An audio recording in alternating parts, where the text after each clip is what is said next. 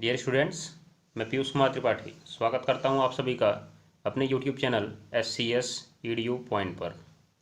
तो जैसा कि आप सभी लोग को ज्ञात होगा कि हम लोग कक्षा 10 सामाजिक विज्ञान भूगोल जन संसाधन चैप्टर का अध्ययन कर रहे हैं, जिसमें कल मैंने आपको जल संसाधन और जल के स्रोतों के बारे में बताया था और पृथ्वी पर जल की उपस्थिति के बारे में भी बताया था। अगर आपने वो वीडियो नहीं देखी होगी तो आप उस क्लास को ज़रूर देख लीजिएगा, तब आप इस क्लास को देखिएगा। तो चलिए आज की क्लास हम लोग शुरू करते हैं। तो चलिए कल की क्लास जहाँ समाप्त हुई थी, आज हम लोग उसके आगे से अध्ययन करना प्रारंभ करते हैं। जैसा कि मैंने आपको बताया था कि कल की क्लास में हम लोग पढ़ेंगे जल दुर्लभता और जल की कमी के कारण तथा उससे निवारण के विभिन्न उपाय। तो आज सबसे पहले हम लोग प्रारंभ करते हैं जल दुर्लभता से। तो ये जल दुर्लभता क्या है? तो जैसा कि आप लोग यहाँ पे देख ही रहे होंगे कि जल की मांग की तुलना में जल की मात्रा का कम होना जल दुर्लभता कहलाता है। अर्थात जितनी जल की मांग है उतनी पूर्ति न हो पाए तो इसे हम कहते हैं जल दुर्लभता या जल की कमी। ये बात को आप ध्यान में रख लीजिएगा। क्या लिखा हुआ है? यह एक ऐसी स्थिति है जिसमें सभी मांगों को पूरा करने के लिए पर्याप्त जल नहीं है। ठीक है ना? तो ये कारण क्यों हो रहा है, ये किस कारण से हो रहा है? तो जल की कमी जो है मौसम और वार्षिक वर्षा में भिन्नता के कारण होती है। याद रखिएगा, अर्थात कभी वर्षा ज़्यादा हो गई, कभी वर्षा कम हो गई, तो लोगों को ज़्यादा उपयोग की ज़रूरत पड़ गई, लेकिन उनको वर्षा या पानी नहीं मिल पाया पर्याप्त, इसीलिए उन्हें जल आसानी से प्राप्त नहीं हुआ। इसे हम कहते हैं जल दुर्लभता। ठीक है ना? ये बात को आप ध्यान में रखिएगा। यहाँ पे देखिए लिखा हुआ है जलाभाव या जल की कमी के कारण।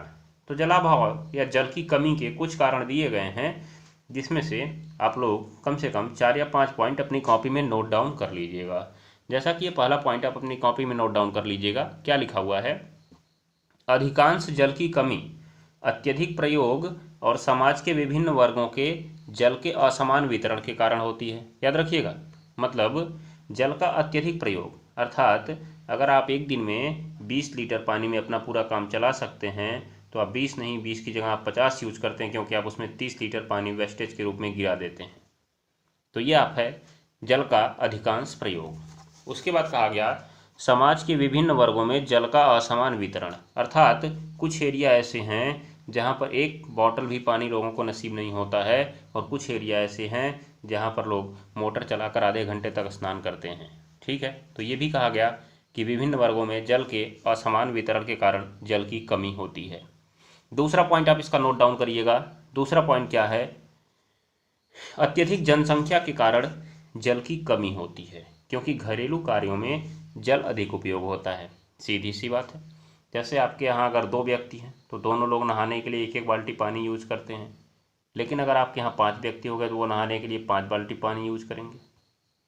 तो जाहिर सी बात है, इसमें जल का उपयोग अत्यधिक हो जाएगा। तो जनसंख्या बढ़ेगी तो जल की कमी होगी, क्योंकि जल तो बढ़ नहीं रहा है। ये बात को आप ध्यान में रखिएगा।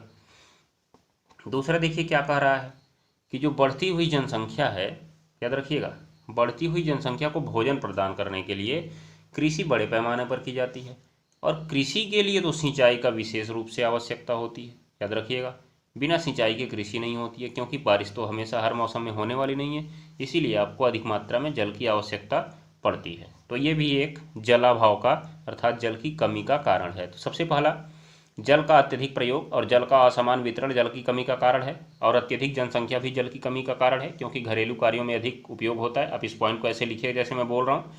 उसके बाद कृषि जब बड़े पैमाने पर होती है तो उसके लिए सिंचाई के लिए अधिक जल की आवश्यकता होती है, जो कि जलाभाव या जल की कमी का एक महत्वपूर्ण कारण बनती है। ठीक है ना?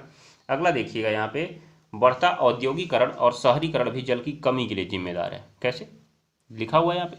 बहुत से भारी उद्योग जो हैं या बहुत से उद्योग जो हैं भारी मात्रा में जल का उपयोग करते हैं, भारी मात्रा में जल का उपयोग करते हैं। जैसे देखिएगा, पानी वाले विद्युत स्टेशन जहाँ पर पानी से बिजली पैदा की जाती है, वहाँ पर बहुत ज़्यादा पानी की आवश्यकता होती है, तब जाके बिजली पैदा होती है। लेकिन ये तो है कि वहाँ से पानी का कोई दुरुपयोग नहीं होता है। ये बात को आप ध्यान में रख लीजिएगा। वहाँ का पानी आगे जाकर फिर से यूज हो जाता है। और जल प्रदूषण भी जल की कमी का एक कारण है। ये इंपॉर्टेंट चीज़ है। क्यों? क्योंकि जैसे मान लीजिए आपके यहाँ जल तो बहुत सारा है, लेकिन अगर वो प्रदूषित जल है तो आप उसे पी नहीं सकते हैं, तो भी आप कहेंगे हमारे यहाँ जल की कमी है। ये बात को आप ध्यान में रख लीजिएगा। फिर यहाँ पर कुछ बताया गया है कि एक रिपोर्ट है जिसके अनुसार कुछ बड़ी नदियाँ और छोटी नदियाँ भी जहरीली धाराओं में परिवर्तित हो गई हैं। तो आपको इससे कोई मतलब नहीं है। आपको यहाँ पे जो पॉइंट मिले, पहला देखिए आप, जल के अधिक प्रयोग और असमान वितरण के कारण जल की कमी होती है। अत्यधिक जनसंख्या के कारण भी जल की कमी होती है। और बढ़ती जनसंख्या को भोजन प्रदान करने के लिए जो कृषि बड़े पैमाने पर होती है, उसके लिए भी अधिक मात्रा में जल की जरूरत पड़ती है, इसीलिए वो भी जल की कमी का कारण बनती है। और बढ़ता हुआ औद्योगिकरण और शहरीकरण भी जल की कमी के लिए जिम्मेदार है। आप इतने पॉइंट अपनी कॉपी में नोट कर लीजिएगा, छोटे छोटे करके, ठीक है। जैसे आप इसमें यहाँ से लेके यहाँ तक नोट कर सकते हैं, आगे आपको नोट करने की ज़रूरत नहीं है। इसमें आप नोट कर सकते हैं, बढ़ती हुई जनसंख्या को भोजन प्रदान करने के लिए बड़ी पैमाने पर कृषि की जाती है और शुष्क मौसम में अधिक जल की आवश्यकता होती है। ये बात को आप ध्यान में रखिएगा। इसमें तो आप पूरा नोट कर लीजिएगा, ये आप ध्यान में रखिएगा, ऊपर वाले में आप पूरा नोट कर लीजिएगा, ठीक है। तो इस प्रकार से हमने देख लिया जलाभाव या जल की कमी के कारण। यहाँ पे देखिए एक बात लिखा हुआ है कि जल संसाधन का प्रबंधन कैसे किया जाए। तो जल संसाधन के प्रबंधन का क्या मतलब है कि हमारे पास जो जल है उसको किस प्रकार उचित तरीके से उपयोग किया जाए कि किसी को भी जलाभाव की समस्या का सामना न करना पड़े। याद रखिएगा, जल संसाधन के प्रबंधन से आप क्या समझते हैं कि जल का इस प्रकार उपयोग कि सभी को उचित मात्रा में जल का प्रबंध हो सके, अर्थात सभी के लिए उचित मात्रा में जल का प्रबंध हो सके। तो क्या कहा गया कि जल की समस्या जो है इसको दूर करने के लिए, याद रखिएगा, बहुउद्देशीय नदी परियोजनाओं को शुरू किया गया है। तो सबसे पहले ये बात उठती है, बहुउद्देशीय परियोजना क्या है। याद रखिएगा, सबसे पहला सवाल हमारे लिए यही बनता है कि बहुउद्देशीय परियोजना क्या है। जैसा कि आप थंबनेल में भी देखेंगे कि बहुउद्देशीय परियोजना लिखा हुआ है, तो बहुउद्देशीय परियोजना क्या है। तो चलिए सबसे पहले हम देखते हैं बहुउद्देशीय परियोजना के बारे में, फिर हम आएंगे भारत की कुछ प्रमुख बहुउद्देशीय नदी परियोजनाओं के बारे में जानकारी लेकर। तो चलिए देखना शुरू करते हैं कि बहुउद्देशीय परियोजना आखिर है। तो चलिए अब देखते हैं यहाँ पे बहुउद्देशीय नदी परियोजनाओं के बारे में, अर्थात बहुउद्देशीय परियोजनाओं के बारे में। तो देखिए यहाँ पे लिखा क्या हुआ है, ऐसी नदी घाटी परियोजनाएं जिनसे एक ही समय में बहुत से उद्देश्य पूरे किए जा सकते हैं बहुउद्देशीय परियोजनाएं कहलाती हैं। तो आप नाम से ही स्पष्ट है ना कि बहुउद्देशीय, जिसके उद्देश्य बहुत सारे हैं। याद रखिएगा, इसको किसी एक उपयोग के लिए नहीं बनाया जाता है, इसको जब बनाया जाता है तो इसके बहुत सारे उपयोग किए जाते हैं। जैसे इससे सिंचाई भी की जाती है, इससे विद्युत का उत्पादन भी किया जाता है, और इससे बाढ़ का नियंत्रण भी किया जाता है, और इससे जलाभाव को भी दूर किया जाता है, अर्थात जल की कमी को भी दूर किया जाता है। ये बात को आप ध्यान में रख लीजिएगा। इन परियोजनाओं को हम कहते हैं बहुउद्देशीय नदी परियोजनाएं। तो आप परिभाषा में लिख सकते हैं, क्या लिख सकते हैं, ये ऐसी नदी घाटी परियोजनाएं जो एक ही साथ में बहुत सारे उद्देश्यों को पूरा करने के लिए बनाई जाती हैं बहुउद्देशीय नदी घाटी परियोजनाएं कहलाती हैं। इनके उद्देश्य निम्न प्रकार होते हैं, जैसे सिंचाई, विद्युत उत्पादन, बाढ़ नियंत्रण, जल की कमी को पूरा करना, जल परिवहन का विकास करना, आदि आदि आदि। ठीक है, तो ये बात को आप ध्यान में रखिएगा। तो पहले आप ये परिभाषा लिखिएगा, क्या, ये ऐसी नदी घाटी परियोजनाएं जिनसे एक ही समय में बहुत सारे उद्देश्य पूरा किए जा सकें, जैसे विद्युत उत्पादन, सिंचाई, बाढ़ नियंत्रण आदि, क्या कहलाती हैं, बहुउद्देशीय परियोजनाएं कहलाती हैं। ठीक है ना। तो अब हम देखते हैं इन बहुउद्देशीय नदी घाटी परियोजनाओं के लाभ क्या क्या हैं, इनका उद्देश्य क्या होता है, इनको बनाने का उद्देश्य क्या था, आप इनको बनाना क्यों चाहते हैं। तो चलिए हम लोग देखना शुरू करते हैं कि बहुउद्देशीय नदी घाटी परियोजनाओं के उद्देश्य। तो देखिए यहाँ पे जैसा कि आपको सामने स्लाइड में दिख रहा होगा, नदी घाटी परियोजना के उद्देश्य, याद रखिएगा। तो बहुउद्देशीय नदी घाटी परियोजना के उद्देश्य क्या क्या हैं, तो आप इसको पॉइंट वाइज लिख लीजिएगा कि बहुउद्देशीय नदी घाटी परियोजना के उद्देश्य क्या क्या हैं। पहली बात तो बाढ़ पर नियंत्रण करना, उसके बाद सिंचाई के लिए नहरों का निर्माण करना। जैसे मान लीजिए नदी बहती हुई जा रही है, अभी इस एरिया में पानी चाहिए, तो यहाँ से एक नहर खोद कर बना देते हैं और यहाँ पर एक बांध बना देते हैं, जिससे पानी यहाँ पे रुकता है और इसके रास्ते इधर निकल जाता है, फिर उसके बाद पानी को इधर छोड़ दिया जाता है कुछ मात्रा में। ये बात को ध्यान दीजिएगा, जिससे कुछ पानी इधर चला जाता है और बाकी पानी आगे चला जाता है। तो नहरों का भी निर्माण यहाँ से हो जाता है। उसके बाद जल शक्ति का उत्पादन, जल परिवहन का विकास करना। कैसे? जैसे मान लीजिए कि अगर आप यहाँ पे बांध बना देंगे तो यहाँ पर पानी थोड़ा ज़्यादा ऊपर तक रुक जाएगा, और जब पानी ज़्यादा ऊपर तक रुक जाएगा तो इसमें पानी की जहाज़ें चलाने के लिए अनुकूल हो जाएगा। ये बात को आप ध्यान में रख लीजिएगा। और यहाँ से सस्ती बिजली भी प्राप्त की जाती है, जिससे इसका औद्योगिक विकास भी होता है। अर्थात सस्ती बिजली का मतलब क्या है कि बड़े बड़े बांध बना दिए जाते हैं, वहाँ से पानी को ऐसे गिराया जाता है तेज से, और नीचे एक टरबाइन लगा दिया जाता है, वो टरबाइन घूमता है और उस टरबाइन से बिजली पैदा की जाती है। तो ये उसके उपयोग हो गए, उद्देश्य हो गए, सॉरी। तो कौन कौन से आप लिखिएगा? आप इसको लिखिएगा, आप नहरों का निर्माण करना लिखिएगा, जल परिवहन का विकास करना लिखिएगा, और बिजली उत्पादित करना लिखिएगा। और यहाँ पे देख लीजिए कुछ और दिए गए हैं, जैसे मत्स्य पालन को बढ़ावा देने में, याद रखिएगा मत्स्य पालन को बढ़ावा भी मिलता है। कैसे? मान लीजिए नदी जा रही है, यहाँ पे बाढ़ से रोक के बना लिए, बगल में एक जलाशय बना लिए, यहाँ पर मछली का पालन कर लिए। ये बात को ध्यान में रखिएगा, इस तरह से कर सकते हैं। उसके बाद सूखे क्षेत्रों में जल को भेजना। अब जैसे मान लीजिए यहाँ पे पानी सूखे मतलब सूखा पड़ गया है, तो यहाँ से पानी नहर के द्वारा उसके पास पहुँचाया जा सकता है बहुउद्देशीय नदी परियोजनाओं के द्वारा। ये बात को ध्यान में रखिएगा। और दलदली भागों को सुखाकर उनको उपयोगी बनाना, सीधी सी बात है। जहाँ पर पानी ज़्यादा रुक रहा है वहाँ का पानी दूसरी जगह भेज देंगे तो वे सूख जाएंगे और हमारे लिए उपयोगी हो जाएंगे। ठीक है ना? ये सब चीज़ें इसके उपयोग में आती हैं। अन्य उपयोग भी हैं, आप इनको देख सकते हैं, ज़्यादा आपके लिए उपयोगी नहीं है। उसके बाद देखिए इनका महत्व क्या है। इनका महत्व क्या है मतलब ये हमारे लिए लाभदायक किस प्रकार से हैं, लाभदायक किस प्रकार से हैं। तो देखिए सबसे पहली चीज़ तो यहाँ पे आपको दिख रहा होगा स्लाइड में कि लिखा हुआ है, नदियों पर बांध बनाकर जल विद्युत का उत्पादन होता है। यह ऊर्जा का स्वच्छ, धुआं रहित और प्रदूषण मुक्त साधन है। अर्थात नदियों पर बांध बनाकर जब हम विद्युत का उत्पादन करते हैं तो वहाँ से प्रदूषण में कमी आती है। याद रखिएगा, क्योंकि जो हमारे यहाँ बिजली बनती है अधिक मात्रा में वो कोयले से बनती है, जो कोयले को जलाकर बनाई जाती है। और जब कोयला जलता है तो CO2 छोड़ता है, जिससे बहुत मात्रा में प्रदूषण होता है। तो अगर इससे करते हैं तो ये प्रदूषण नहीं करता है, याद रख लीजिएगा आप। फिर आगे क्या कह रहा है कि बांध बनाकर जल की तीव्रता को रोक दिया जाता है, जिससे बाढ़ नहीं आती है और मिट्टी का संरक्षण भी हो जाता है। ये बात को ध्यान में रखिए, क्योंकि नदी कहीं बार बार जाके टकराती है तो वहाँ की मिट्टी को काट देती है, जिससे मृदा क्षरण भी हो जाता है, मृदा अपरदन भी हो जाता है। ठीक है, ये बात को आप ध्यान में रखिएगा। उसके बाद देखिए नदियों पर बांध बनाकर नहरें निकाली जाती हैं, जिनमें वर्षा का जल एकत्रित किया जाता है, और इन बांधों का जल का प्रयोग गर्मी में सिंचाई के लिए किया जाता है। तो आप इस पॉइंट को लिख लीजिएगा, बहुउद्देशीय नदी घाटी परियोजना के लाभ। वहाँ पे उद्देश्य था, यहाँ पे लाभ था। अभी मैं आपको इसकी हानि भी दिखा रहा हूँ कि इसकी हानियाँ क्या क्या होती हैं। ठीक है ना, याद रखिएगा। तो पहले इसमें कम से कम आप 5 पॉइंट नोट करिए। क्या नोट करेंगे आप? यहाँ से जल विद्युत का उत्पादन होता है, जो कि ऊर्जा का एक प्रदूषण मुक्त साधन है, और यहाँ से जल की तीव्रता को रोक देते हैं, जिससे बाढ़ की संभावना कम हो जाती है। ऐसे आप लिखिएगा, यहाँ से जल की तीव्रता को रोक देते हैं, जिससे बाढ़ की संभावना कम हो जाती है। और नदियों पर बांध बनाकर नहरें निकाली जाती हैं, और इन नहरों से जल का प्रयोग जो है गर्मी में सिंचाई के लिए होता है। ठीक है ना, ये बात को आप ध्यान में रखेंगे। फिर देखिए परियोजना के तहत जो जलाशय बनाए जाते हैं, जलाशय अर्थात जहाँ पे बांध बनाते हैं तो बांध के आसपास जो पानी इकट्ठा होता है उसे जलाशय कहते हैं। वहाँ पर मछली पालन भी किया जाता है। अभी आप जब बहुउद्देशीय नदी घाटी परियोजना को विस्तार से पढ़ेंगे तो उसमें आपको देखने को मिलेगा कि हर नदी घाटी परियोजना के पास कोई ना कोई जलाशय जरूर बनाया गया है। ठीक है, ये बात को आप ध्यान में रखिएगा। उसके बाद पीने योग्य पानी की व्यवस्था भी यहाँ से की जाती है, और सस्ती बिजली की आपूर्ति भी यहाँ से होती है। ये बात को आप ध्यान में रख लीजिएगा। तो आपके 5 पॉइंट यहाँ से हो गए हैं, आपके लिए ये उपयोगी पॉइंट हैं जो बहुउद्देशीय नदी घाटी परियोजनाओं के लाभ में आते हैं।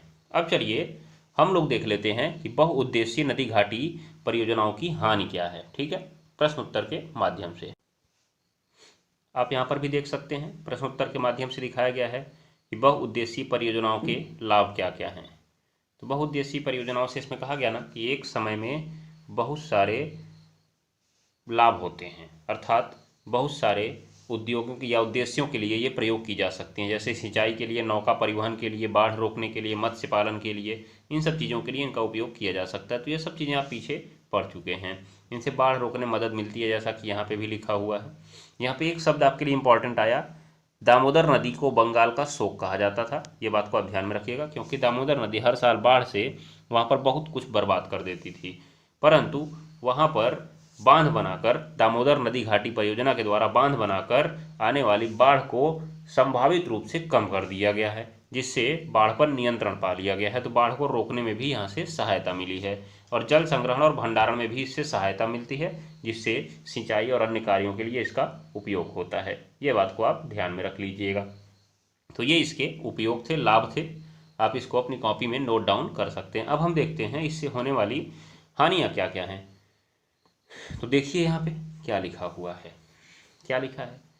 बांधों के कारण अमीर भूमि मालिकों और गरीब भूमिहीनों में सामाजिक दूरी बढ़ गई है। बांध उसी जल के अलग अलग उपयोग और लाभ चाहने वाले लोगों के बीच संघर्ष पैदा करते हैं। जैसे यहाँ पे देखिए क्या लिखा हुआ है। गुजरात में साबरमती बेसिन में सूखे के दौरान नगरीय क्षेत्रों में अधिक जलापूर्ति हो गई थी, जबकि ग्रामीण क्षेत्रों में जलापूर्ति नहीं हो रही थी। अर्थात जो अमीर थे उनके यहाँ पे जलापूर्ति अधिक कर दी गई थी, लेकिन जो गरीब थे उनके यहाँ पे जलापूर्ति नहीं की गई थी। इसीलिए ये हानि भी होती है। इस किसान उपद्रव करने लगे थे, संघर्ष होता है, हिंसा बढ़ती है। उसके बाद देखिए यहाँ पे क्या लिखा हुआ है। जो बाढ़ नियंत्रण के लिए बनाए जाते जो बाढ़ नियंत्रण के लिए बनाए जाते हैं, उनके जलाशयों में ज़्यादा पानी जमा होने के कारण वे बाढ़ का कारण भी बन जाते हैं। कैसे? जैसे मान लीजिए कि आपने ये नदी बहती जा रही थी और यहाँ पर खूब बड़ा सा बांध बनाकर इसके पानी को रोक दिया, लेकिन अचानक बहुत तेज़ वर्षा हो गई जिससे वहाँ पर बहुत सारा पानी भर गया और ये बांध उसको रोकने में असफल हो गया और ये बांध टूट गया। तो जैसे ही बांध टूटेगा आगे पानी की धारा बहुत तेज जाएगी और जो कि भयानक बाढ़ का कारण बन जाएगी। ये बात को आप ध्यान में रख लीजिएगा। फिर यहाँ पे देखिए क्या लिखा हुआ है कि बांध के जलाशय पर तलछट जमा होने से यह जो प्राकृतिक उर्वरक है मैदानी भागों तक नहीं पहुँच पाता है। जैसा कि हमने बांगर और खादर पढ़ा हुआ था कि नदियों का जो बाढ़ आता है उसके साथ कुछ उपजाऊ चीज़ें भी आती हैं और वहाँ पे छूट जाती हैं, जिससे मिट्टी ज़्यादा उपजाऊ होती है। लेकिन जब आप बाढ़ के पानी को बांध बनाकर रोक देंगे तो वो उर्वरक और उपजाऊ चीज़ें वहीं पर बैठ जाएंगी और ऊपर से केवल पानी बह के जाएगा, जिससे उपजाऊ मिट्टी मैदानों तक नहीं पहुंच पाएगी, जिससे भूमि निम्नीकरण की समस्या भी बढ़ जाएगी। तो ये लिख सकते हैं आप कि इस परियोजना से भूमि निम्नीकरण की समस्या बढ़ जाती है और ये कभी कभी भयानक बाढ़ का कारण भी बनती है। ये गरीब और अमीर वर्ग में सामाजिक दूरी को भी बढ़ाती है। ये बात को आप ध्यान दीजिएगा। उसके बाद देखिए इन बहुउद्देशीय परियोजनाओं के कारण भूकंप आने की संभावना भी बढ़ जाती है। आप इसको भी अपनी कॉपी में नोट डाउन कर सकते हैं, ठीक है ना। ये बात को आप ध्यान में रख लीजिएगा। फिर क्या कह रहा है, बाढ़ के मैदान में बनाए जाने वाले जलाशयों द्वारा वहाँ मौजूद वनस्पतियाँ और मिट्टियाँ जल में डूब जाती हैं, जो कालांतर में समाप्त हो जाती हैं, जो कभी रहती ही नहीं हैं। तो ये चीज़ें क्या हैं? बहुउद्देशीय नदी घाटी परियोजना की हानि है। तो आप इसमें से कम 4 पॉइंट अपनी कॉपी में नोट डाउन कर सकते हैं। तो इस तरह से मैंने आपको बता दिए कि बहुउद्देशीय परियोजना क्या है, उसके लाभ क्या हैं, उसका उद्देश्य क्या है, उसका महत्व क्या है और उससे होने वाली हानियाँ क्या हैं। तो आपने, आशा करता हूँ कि इन सब बातों को अपनी कॉपी में नोट डाउन अवश्य ही कर लिया होगा। अब हम देखते हैं भारत की प्रमुख नदी घाटी परियोजनाओं अर्थात बहुउद्देशीय परियोजनाओं का एक क्विक रिवीजन, मतलब एक शॉर्ट नोट्स देखेंगे। इसके बाद इनका विस्तार पूर्वक अध्ययन हम लोग कल की क्लास में करेंगे। तो चलिए हम लोग देखना शुरू करते हैं। तो चलिए आप देखिए यहाँ पर मैंने 3 कॉलम बना रखे हैं। पहले कॉलम में मैंने नदी घाटी परियोजना का नाम लिखा है, दूसरी कॉलम में ये किस नदी पर बनाई गई है मैंने उसको लिखा है, और ये किस राज्य को इससे लाभ मिलता है मैंने इसको लिखा हुआ है। तो आप इस बात को जरूर ध्यान में रखिएगा कि परियोजना कौन सी है, किस नदी पर बनी है और किन राज्यों को इससे लाभ मिलता है, ठीक है ना। तो देखिए सबसे पहला है भाखड़ा नागल परियोजना। भाखड़ा नागल परियोजना जो कि किस नदी पर है? सतलुज नदी पर है, पंजाब में बना हुआ है। याद रखिएगा, आप इसको ऐसे ही सारणी बना लीजिए और लिख लीजिएगा। और किन किन राज्यों में इसका फायदा मिलता है? पंजाब, राजस्थान, हिमाचल प्रदेश और हरियाणा में। तो आप इस बात को जरूर नोट डाउन कर लीजिएगा। इसके बारे में एक और इम्पॉर्टेंट फैक्ट, जो कि ये 235 मीटर ऊंचा एक बांध है। 235 मीटर ऊंचा एक बांध है जो कि भारत का दूसरा सबसे बड़ा ऊंचा बांध है, दूसरा सबसे ऊंचा बांध है। तो आप इसको वहीं पे नोट कर लीजिएगा क्योंकि आपसे ये बहुविकल्पी में पूछा जा सकता है। भारत का दूसरा सबसे ऊंचा बांध है, ये बात को ध्यान में रखिएगा। तो भारत का पहला सबसे ऊंचा बांध कौन सा है? आपके नीचे ही दिख रहा है, टिहरी बांध, जो कि 260.5 मीटर, लगभग 261 मीटर भी कहा जाता है या 260 मीटर भी कहा जाता है। इतना मीटर का ऊंचा है ये टिहरी बांध। कहाँ पर है? उत्तराखंड में है। कहाँ पे है ये? किस नदी पर है? भागीरथी और भीलांगना नदी के संगम पर है। ये बात को आप ध्यान में रख लीजिएगा। टिहरी बांध भागीरथी और भीलांगना नदी के संगम पर स्थित है। जैसे भाभी टिटिहरी याद कर लीजिए, आपको याद हो जाएगा भाभी टिटिहरी, ठीक है ना। टिटिहरी किसको कहा जाता है? जो बहुत पतला सा होता है। टिटिहरी एक चिड़ै आती है, चिड़िया आती है, पतली सी होती है, तो इसको आप भाभी टिटिहरी याद कर लेंगे तो आराम से याद हो जाएगा। भागीरथी और भीलांगना टिटहरी, ये टिहरी बांध है, ठीक है ना, याद रखिए। कहाँ कहाँ पर है ये? जैसा कि उत्तराखंड में है तो उत्तराखंड, उत्तर प्रदेश और दिल्ली को इसका फ़ायदा मिलता है। उत्तराखंड, उत्तर प्रदेश और दिल्ली को इसका फ़ायदा मिलता है। आप इस बात को ध्यान में रख लीजिएगा। भाखड़ा नागल बांध के बारे में एक और फैक्ट मैं आपको बता देता हूँ, बाकी कल विस्तार से देखेंगे तो और चीज़ों की बात करेंगे। यह सबसे ऊंचा गुरुत्वीय बांध है, याद रखिएगा। यह विश्व का सबसे ऊंचा गुरुत्वीय बांध है, याद रखिएगा, गुरुत्वीय बांध है। तो अब आपके दिमाग में आएगा कि ये गुरुत्वीय बांध क्या होता है। गुरुत्वीय बांध क्या होता है? तो गुरुत्वीय बांध वह बांध होता है जिसकी शक्ति उसके भार के कारण ही उत्पन्न होती है। जैसा कि आप यहाँ पे देख सकते हैं, लिखा हुआ है गुरुत्वीय बांध। देखिए यहाँ पे लिखा हुआ है, आपको दिख रहा होगा। गुरुत्वीय बांध वह बांध है जिसमें बाहरी भार के खिलाफ स्थिरता उस बांध के वजन से ही हासिल कर ली जाती है। जैसे कि एक बात समझिए कि देखिए, एक आदमी है या दो आदमी हैं, एक है इतना पतला सा आदमी, आप दौड़ते हुए गए, आपने उसको धक्का दिया तो वो पीछे भागेगा। तो अगर वो पीछे नहीं जाना चाहता है तो वो आप पर कुछ बल लगाएगा, वो कुछ बल लगाएगा। इसका मतलब वो आपको रोकने के लिए कुछ बल लगाएगा, अर्थात खुद बल लगाएगा, तब वो रोक पाएगा। लेकिन अगर एक बहुत मोटा सा आदमी 1-2 कुंटल का आपके सामने खड़ा कर दिया जाए, आप दौड़ते जाएं, उसको जितना तेज भिड़ेंगे उतना तेज पीछे चले जाएंगे। उसको कुछ भी बल लगाने की जरूरत नहीं है, वो अपने वजन के कारण ही आपके भार को संभाल लिया, अर्थात आपके द्वारा लगाए गए बल को उसने रोक दिया। ये बात को आप ध्यान में रख लीजिएगा। तो मोटा होने का फायदा भी मिलता है। वही बात यहाँ पे गुरुत्वीय बांध में कही जाती है, क्या कि इनको जो बाहरी भार के खिलाफ जो स्थिरता है इनके वजन से ही हासिल हो जाती है, अर्थात इन पर बाहर से कोई बल लगाने की जरूरत नहीं पड़ती है। ये जो भारी होते हैं ना, इसी से ये बाहरी भार को रोक देते हैं, अपनी ओर आने नहीं देते हैं, बांध को टूटने नहीं देते हैं। इसी बांध को कहा जाता है गुरुत्वीय बांध। और जो हमारा भाखड़ा नागल बांध है वो एक गुरुत्वीय बांध ही है। आप इस बात को जरूर ध्यान में रख लीजिएगा, ठीक है ना, ये बात को ध्यान में रखिएगा। चलिए, दूसरे बांध के बारे में मैंने आपको बता ही दिया है। ये भारत का सबसे ऊंचा बांध है जो कि 260 मीटर ऊंचा है, ठीक है। अगला देखिए आप, दामोदर परियोजना, दामोदर नदी घाटी परियोजना। तो जैसा कि आपको मालूम ही होगा, मैंने आपको बता ही दिया है कि दामोदर घाटी परियोजना जो है दामोदर नदी पर बनी है। और कहाँ पर बनी है? झारखंड में बनी है। इससे झारखंड और पश्चिम बंगाल को फायदा होता है। निकलती है ये नदी झारखंड से और पश्चिम बंगाल में जाती है, ये बात को ध्यान में रखिएगा।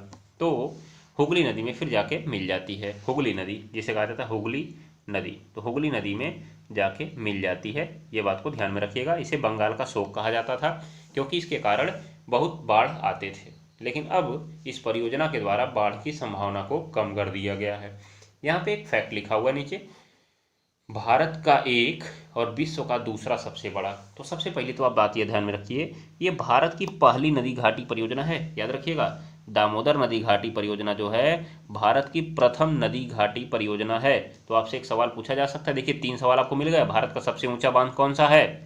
भारत का सबसे ऊंचा बांध टिहरी। भारत का दूसरा सबसे ऊंचा बांध भाखड़ा नागल बांध। उसके बाद भारत की सबसे पहली नदी घाटी परियोजना दामोदर नदी घाटी परियोजना। और यह विश्व की दूसरी सबसे बड़ी परियोजना है, याद कर लीजिएगा, विश्व की दूसरी सबसे बड़ी परियोजना है। ये भी बात को आप ध्यान में रखेंगे। चलिए अब हम देखते हैं छोटे छोटे फैक्ट्स और हैं। हीराकुंड जो है महानदी पर बना हुआ है उड़ीसा में, इससे फ़ायदा उड़ीसा को मिलता है। तो आप इनके नाम और राज्य जरूर याद रखिए। अभी मैं इनको आपको मैप में भी दिखाऊंगा कि मैप में ये कहाँ कहाँ पड़ते हैं। नागार्जुन, नागार्जुन बांध, नागार्जुन बांध कृष्णा नदी पर है आंध्र प्रदेश में। इससे आंध्र प्रदेश और तेलंगाना को फायदा मिलता है। इसको एक कोड के माध्यम से पढ़ा जाता है, कृष्ण अर्जुन अंधे। कृष्ण अर्जुन अंधे, कृष्णा नदी पर है, नागार्जुन बांध है और अंधे मतलब आंध्र प्रदेश में है, इसीलिए इसको कृष्ण अर्जुन अंधे नाम से पढ़ा जाता है, ठीक है ना। ये बात को आप ध्यान में रखिएगा।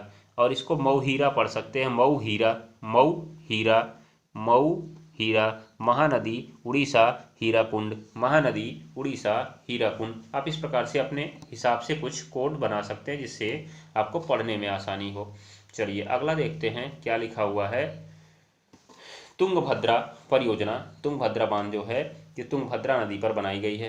तुंगभद्रा नदी पर कर्नाटक में बनाई गई है। इससे कर्नाटक और आंध्र प्रदेश को फायदा मिलता है।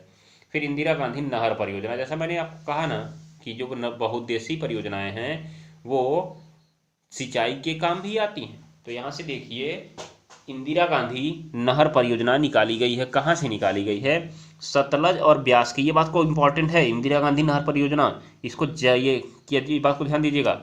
क्या कहा गया? इंदिरा गांधी नहर परियोजना जो है ये कहाँ से अपना जल प्राप्त करती है? तो सबसे पहले तो जल इसको प्राप्त होता है पोंग नामक जलाशय से। पोंग नामक जलाशय से, इसको आप जरूर लिख लीजिएगा। और ये पोंग जलाशय कैसे बना हुआ है? तो सतलुज और ब्यास नदी के संगम पर एक हरिके बांध बनाया गया है। नाम है हरिके बांध, बैराज माने बांध ही होता है, याद रखिएगा। तो हरिके बांध बनाया गया है। उसी हरिके बांध से पोंग जलाशय मिलता है और पोंग जलाशय से इसको जल की आपूर्ति होती है। ठीक है, ये बात को ध्यान में रख लीजिएगा। इसको फ़ायदा कहाँ मिलता है? पंजाब और राजस्थान में इसका सबसे ज़्यादा फायदा मिलता है। ठीक है, तो आप इसको जरूर ध्यान में रखिए, इंपॉर्टेंट चीज़ है आपके लिए। और फिर यहाँ से देखिए कुछ फैक्ट्स हैं, बस इनको याद रखिए।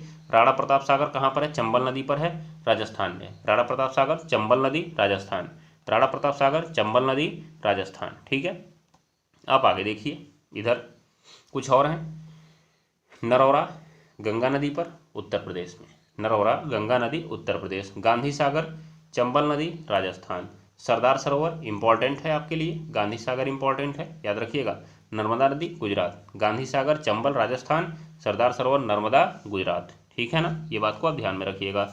इस बांध के विरोध में नर्मदा बचाओ अभियान भी शुरू किया गया था, जो कि वहाँ के क्षेत्रीय लोगों के द्वारा शुरू किया गया था। ये बात को ध्यान में रखिएगा।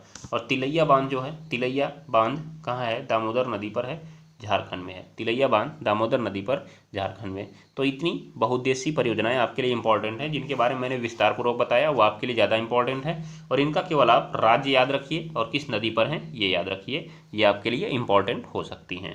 तो चलिए आज की क्लास हम लोग यहीं पे समाप्त करते हैं। और आज की क्लास समाप्त करने से पहले इन परियोजनाओं को हम एक मैप के द्वारा देख लेते हैं। तो चलिए मैप देखते हैं हम लोग कि मैप में इन परियोजनाओं को किस प्रकार से दर्शाया गया है।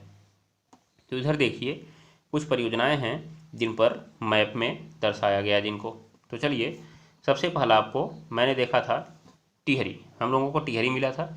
देखिए यहाँ पे टिहरी परियोजना है जो कि उत्तराखंड में है, तो आपने देखा भी होगा। यहाँ से यहाँ तक कैरियर जो है उत्तराखंड का है। उसके बाद नरौरा जो है यहाँ नीचे उत्तर प्रदेश में पड़ता है। भाखड़ा नागल देखिए यहाँ पे सतलज नदी पंजाब में है। भाखड़ा नागल सतलज नदी पंजाब में, सतलज नदी पर बना हुआ है भाखड़ा नागल बांध। ठीक है, ऐसे यहाँ पे देखिए सलाल प्रोजेक्ट दिख रहा है, सलाल। तो ये सलाल जो प्रोजेक्ट है वो चिनाव नदी पर बना हुआ है। ये आपके लिए उतना इंपॉर्टेंट नहीं है। हाँ, अगर आपको याद करना भी होगा तो आप ये कोड याद कर लीजिएगा। बची, फिर सची, उसके बाद दुची। ध्यान दीजिएगा, बची, सची और दुची। ठीक है, मतलब बगलीहार चिनाब पे है, सलाल चिनाब पे है और दुलहस्ती चिनाब पे है। तो चिनाब नदी पर ये 3 परियोजनाएं प्रमुख रूप से हैं। ठीक है, याद रखिएगा। उसके बाद हमारे लिए कुछ और इम्पॉर्टेंट परियोजनाएं, जैसे कि आप देखिए यहाँ पे ये लिखा हुआ है राणा प्रताप सागर चंबल नदी पर है। राणा प्रताप सागर, यहाँ देखिए सरदार सरोवर नर्मदा नदी पर है। तो कहाँ पे है? ये गुजरात में है। देखिए यहाँ पे ये एरिया जो है, ये पूंछ यहाँ से निकलती है, यहाँ पे है सरदार सरोवर। जब हम लोग मैप करेंगे तो एक बार फिर इसको पढ़ेंगे। यहाँ पे देखिए रिहंद परियोजना है, रिहंद परियोजना। ठीक है ना, ध्यान दीजिएगा, रिहंद परियोजना आपको ध्यान में रख लेनी है। उसके बाद देखिए यहाँ पे हीराकुंड जो है उड़ीसा में है, महानदी पर है। यहाँ से जो महानदी जा रही है इसी पर हीराकुंड नामक बांध बनाया गया है। और हीराकुंड के बारे में मैं आपको एक फैक्ट और बता देता हूँ कि हीराकुंड जो है दुनिया का सबसे लंबा बांध है, दुनिया का सबसे लंबा बांध है। इसके मेन बांध की लंबाई है 4801 मीटर। ध्यान दीजिएगा, आप इसको जरूर नोट डाउन कर लीजिए कॉपी में। दुनिया का सबसे बड़ा बांध हीराकुंड बांध 4801 मीटर लंबा है। इसका मेन बांध जो है 4801 मीटर लंबा है। और टोटल बांध की लंबाई जो है लगभग 25.8 किलोमीटर है। ये भी आप ध्यान में रख लीजिएगा, लेकिन आप मेनली यही याद रखिए 4800 किलोमीटर लंबा इसका मेन बांध है। ये दुनिया का सबसे बड़ा बांध है। ठीक है ना। फिर यहाँ देखिए, यहाँ पर नागार्जुन सागर बांध बनाया गया है। नागार्जुन सागर बांध किस नदी पर, कृष्णा नदी पर, यह आंध्र प्रदेश में है। और फिर एक देखिए यहाँ पे आपको दिख रहा है तुंगभद्रा नदी पर तुंगभद्रा बांध बनाया गया है। तुंगभद्रा नदी पर तुंगभद्रा बांध कहाँ पर है, कर्नाटका में है। ये बात को आप ध्यान में रख लीजिएगा। और यहाँ मेट्टूर बांध है कावेरी नदी पर, जो आपके लिए बहुत ज़्यादा इंपॉर्टेंट नहीं है। और नीचे एक पेरियार बांध है जो कि केरला में है, पेरियार नदी पर। ठीक है, केरला में है पेरियार नदी में। मेट्टूर है कहाँ पर, कावेरी नदी पर। तो इस प्रकार से कुछ आपके लिए महत्वपूर्ण बांध हो गए और उनकी नदी हो गई और उनका आपको एरिया भी मैंने दिखा दिया। इसे जब हम लोग मैपिंग करेंगे तो वहाँ पर भी देखेंगे, क्योंकि आपसे कुछ पूछे जा सकते हैं, आपके लिए इम्पोर्टेंट हो सकते हैं। कौन सा बांध किस राज्य में है, आप इतना याद करिए, क्योंकि आप राज्य जानते रहेंगे तो वहाँ पे आप उनको आराम से दिखा सकते हैं। वैसे हम लोग मैपिंग में एक बार इनको पुनः देखेंगे। तो चलिए आज के लिए बस इतना ही, तब तक के लिए टाटा बाय बाय।